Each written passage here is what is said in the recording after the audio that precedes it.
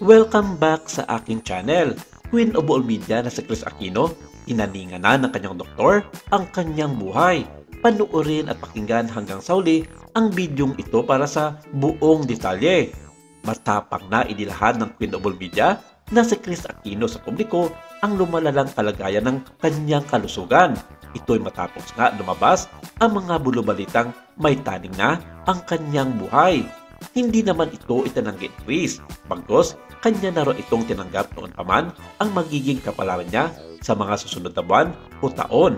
Ang malungkot na balita ay kanyang ibinahagi sa Fast Talk with Boy Abonda nitong Miyerkules, February 14, mismong araw ng kanyang 53rd birthday. Sa pamamagitan ng Zoom ay nakapanayam nga ni Boy ang kaibigang si Chris Aquino na kasalukuyan ay nasa Orange County sa California sa USA. Sa kasamaang palad, nagkaroon siya ng panglimang autoimmune disease.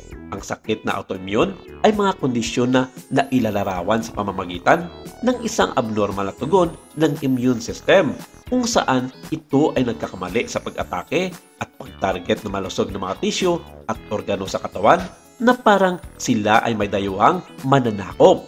Ang mga sakit na ito ay magkakaiba at sumasaklaw sa isang malawak na hanay ng mga kondisyon na may higit sa 80 na kinikilalang mga sakit sa autoimmune na natukoy na sa ngayon at ang posibilidad ng mas natatanging mga kondisyon. Kwento pa ni Chris, noong nasa Houston siya ay nagkaroon na siya ng 4th diagnosis. Pagbabahagi niya, I have a very low hemoglobin. I have fluctuating blood pressure.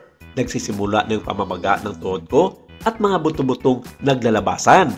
Right now, they're classifying it as an autoimmune mixed connective tissue disease. Falling under that boy is either SLE or lupus or it could be rheumatoid arthritis. Mayroon akong Chris syndrome. Nakakatakot yon kasi ang inaatake naman nun ay yung ating lungs. I can say that my life is uncertain and I know that my doctors already know that. But I believe in the so-called miracle and hoping that what is supposed to happen will happen at any time. Ang mga sakit na ito raw ay nakakapekto sa puso ni Chris na ngayon ay magamaga na raw ang muscles na nakapalibot nito. Pati na rin ang kitnang layer nito. Ito rin ang rason kung bakit madali na siyang mapagod at mahilo kahit na kaunting kilos lang ang ginagawa niya. Delikado rin daw ito dahil maaaring ma-stroke si Chris anumang oras. Aniya, sa side ng kanyang ama ay may story na sila ng heart attack, kabilang ang kanyang lolo, amang si Ninoy Aquino, at kapatid na si dating Pangulong Noynoy Aquino. Hindi rin makaita na mangyayari ito sa kanya anumang oras sa ngayon. Pero alam niyang makakaya niya ito ng kanyang katawan dahil maganda naman raw ang kanyang eating habit, lalong-lalo na sa mga fresh fruits kung isa ito sa makakatulong sa kanyang katawan upang labanan ang sakit na autoimmune ayon sa kanyang mga doktor. Kaya naman kahit na alam niyang palagi na lang siyang nakikiusap sa madla ng dasal ay muli niyang kakapalan ang muka at makikiusap na sana'y patuloy siyang ipagdasal. Aware si Chris na ang bawat araw ay pahiram na lang ng Diyos sa kanya at kung anuman ang natitira ay blessing sa para sa kanya. Pakiusap pa ni Chris, ngayon ako hingi talaga. I'm sorry, pero parang ang kapal ng mukha ko na ang tagal nyo na akong ipinagdarasal. But I really need it now. So may gamot na susubukan, but there's a very big risk involved with that medicine because hindi binibigay ang gamot na ito na hindi ka binibigyan ng steroids. Because kung hindi ito tumalab, I stand a very strong chance of having cardiac arrest. As in, pwedeng tumigil na lang yung pagtibok ng puso.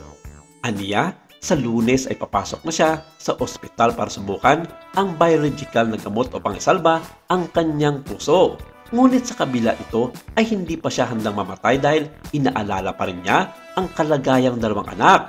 At nangangako rin si Chris na hindi siya susuko at patuloy siyang lalaban para mabuhay. Sa ngayon ay nasa 53 anyos na ang Queen of all Talk at sinabi niyang gusto niya pang umabot ng hanggang 63 years old sa mga oras na stable na sa pamumuhay ang kanyang dalawang anak na sina Bembe at Joss. Maraming salamat. Ito lang muna ang ating update for today.